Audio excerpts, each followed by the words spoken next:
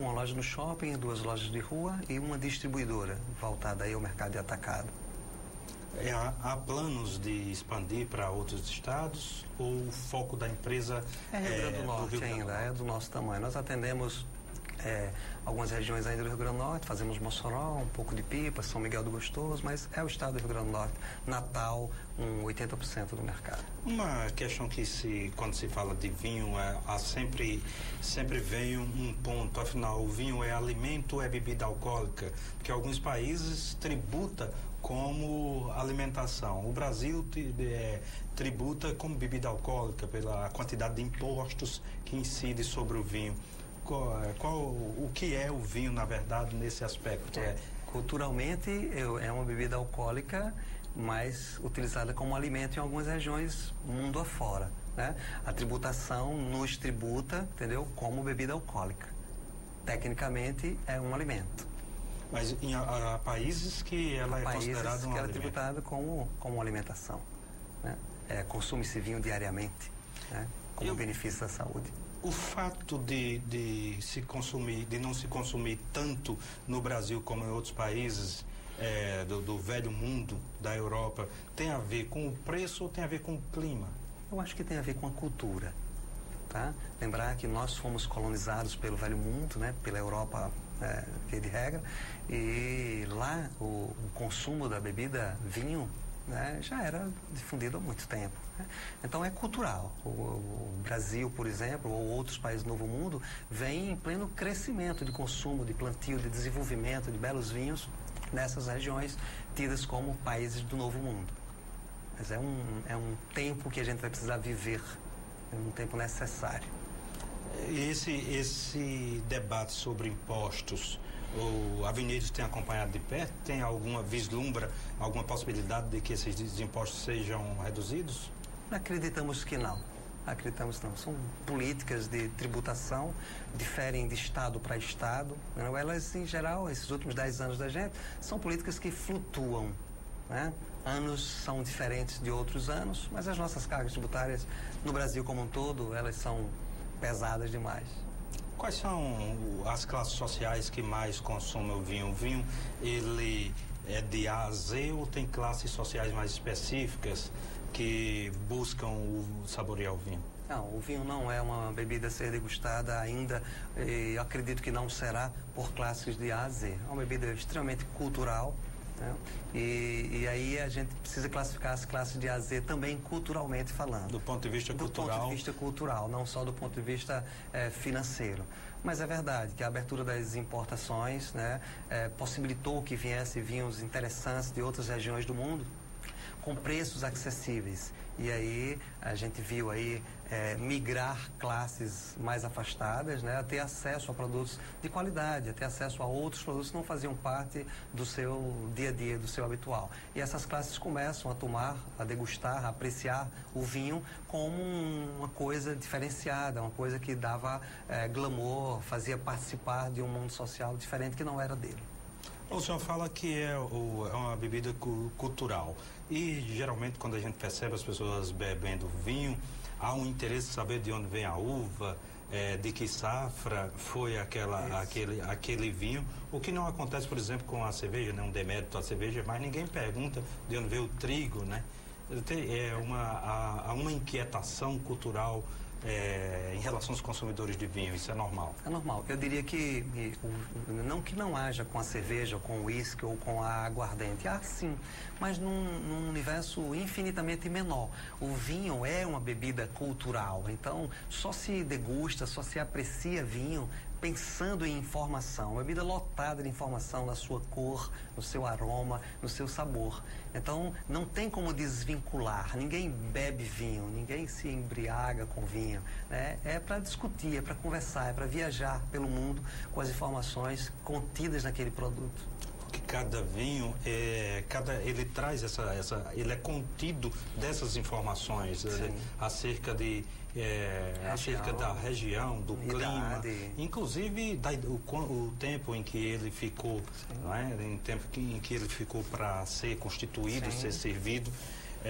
E também a forma de armazenamento. Queria que o senhor falasse um pouquinho sobre isso. Tem uma forma um tanto quanto delicada de tratar o armazenamento do vinho. Vinho é considerado uma bebida viva.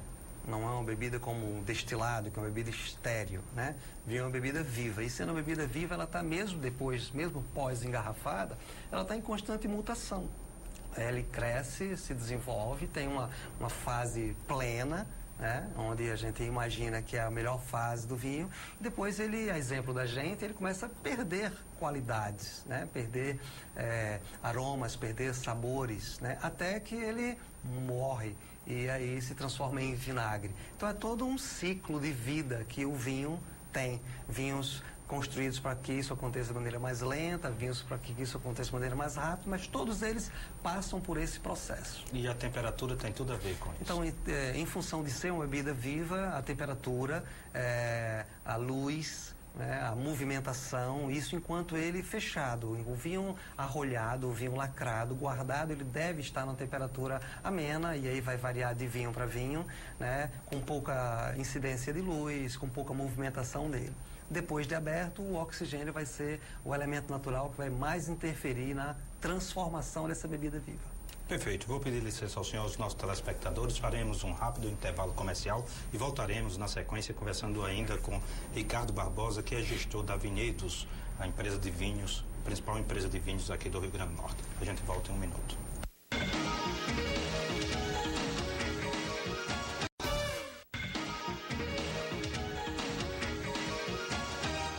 De volta ao programa Conexão Potiguar, abraçando e agradecendo a você que nos acompanha de segunda a sexta-feira aqui pela telinha da Band e também pelo portal de notícias do Rio Grande do Norte, www.potiguarnoticias.com.br. No programa de hoje nós estamos conversando sobre vinho e está conosco o gestor da Vinhedos, empresa que tem 10 anos de atividade aqui no Rio Grande do Norte, Ricardo Barbosa. Ricardo, o vinho, para ser bom, ele precisa necessariamente ser caro? Absolutamente. O vinho, para ser bom, ele precisa estar correto. Dentro de faixas diferentes de preço, ele precisa estar correto. Porque o vinho bom é o vinho bom para o nosso desejo, para o nosso critério de avaliação. Então, necessariamente, para um vinho ser bom, não precisa ser caro. É verdade. Vinho é uma bebida que precisa ser muito bem cuidada, precisa ser muito bem estruturada, muito bem construída. Por isso que diz que é uma bebida cultural, sim, de informação. Sim, para que você tenha mais informação no vinho, você investe mais. O produtor, o mago que constrói um vinho, para que construa um produto com muita informação, com informação de qualidade, ele precisa investir mais. Isso faz com que o vinho bom seja um pouco mais caro. Mas existem grandes vinhos, e para a nossa faixa de consumo, existem vinhos muito bacanas, com preços acessíveis. O que faz o preço do vinho? Você pode nos dar alguns elementos do que faz o vinho ficar cada vez mais sofisticado e, consequentemente, cada vez valer mais?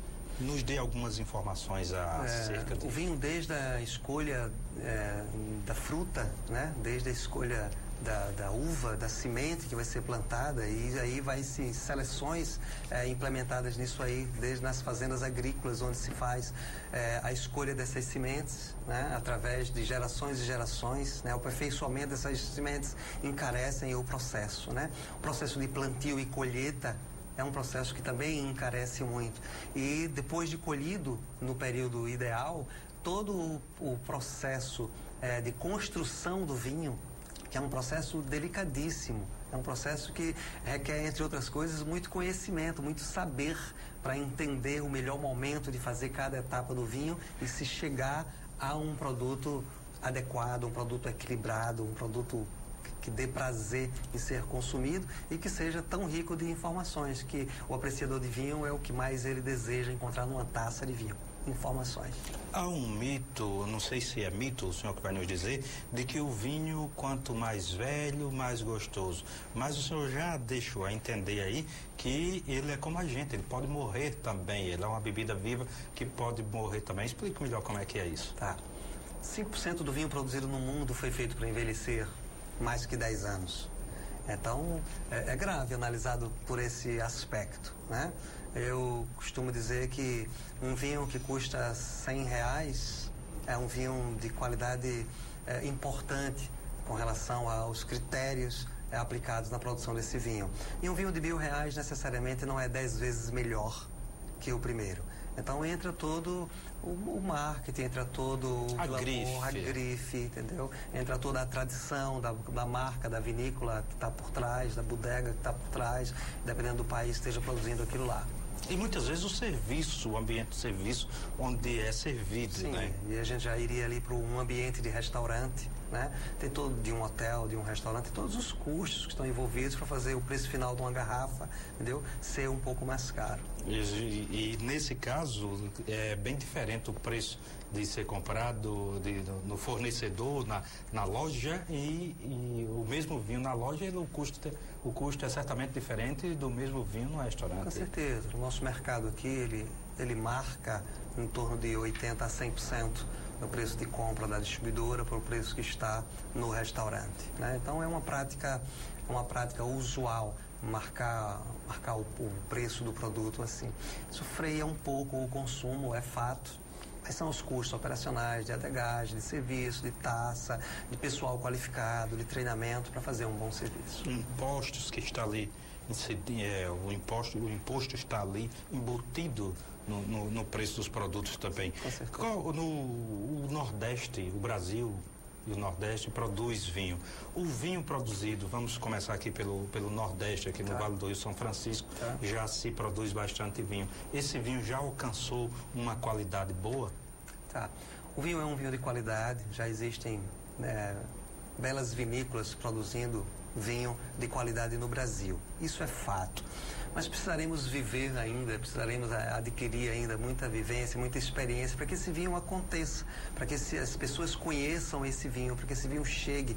O povo brasileiro não é único, mas ele ainda discrimina muito o próprio produto brasileiro. Isso também é fato. Você não paga um valor X por um vinho nacional dizendo, é brasileiro. Eu pago o mesmo por um chileno, por um argentino. Isso é fato. Mas tem um destaque nessa história toda. Eu defendo muito o vinho nacional, não só do vinho nordestino, mas principalmente o vinho daquelas regiões do sul, do Bento Gonçalves, aquelas regiões, porque já estão num outro patamar de produção de vinho. Ali do Rio Grande do Sul, Rio Grande do Sul, tem muitas vinícolas lá. Muitas vinícolas, né? E o destaque são para os vinhos gaseificados, os vinhos espumantes, como a gente chama, né? O Brasil produz excelentes vinhos espumantes. Inclusive exporta, né? Exporta. Vinhos que a gente, em degustações às cegas, a gente os compara com espumantes de outras regiões mundo afora, entendeu? E eles ganham competições, eles representam o Brasil muito bem. Então, o padrão de qualidade para os vinhos espumantes nacionais é muito alto, é muito bom. Isso tem a ver com o clima onde é produzido? Sim, isso tem a ver com o clima, entendeu? Com a adaptabilidade daquela uva naquela região. E tendo a ver com a uva, tem a ver com o solo. Sim, a palavra é terroir, né? Terroir é o conjunto de circunstâncias naturais, entendeu? Que estão envolvidas naquela área geográfica. É solo, é pluviosidade, é calor, temperatura, toda essa altitude do mar, entendeu? Todas essas características naturais da região geográfica quando está sendo plantada, dá-se ao nome de terroir. E esse terroir, essa combinação do terroir é que faz a variedade do vinho, é que faz um vinho branco de uma determinada uva ter um aroma de abacaxi. É essa mistura, essa brincadeira com os elementos do terroir que faz mudar. Essa tem aroma de abacaxi, essa tem gosto de mel, essa tem gosto de chocolate. Essa mistura no terroir. Peço licença a você mais uma vez e aos nossos telespectadores. Faremos um rápido intervalo comercial e voltaremos rapidinho para continuarmos esse papo gostoso. Já está dando vontade de tomar um vinhozinho com o Ricardo Barbosa da Vinhedos. A gente volta rapidinho.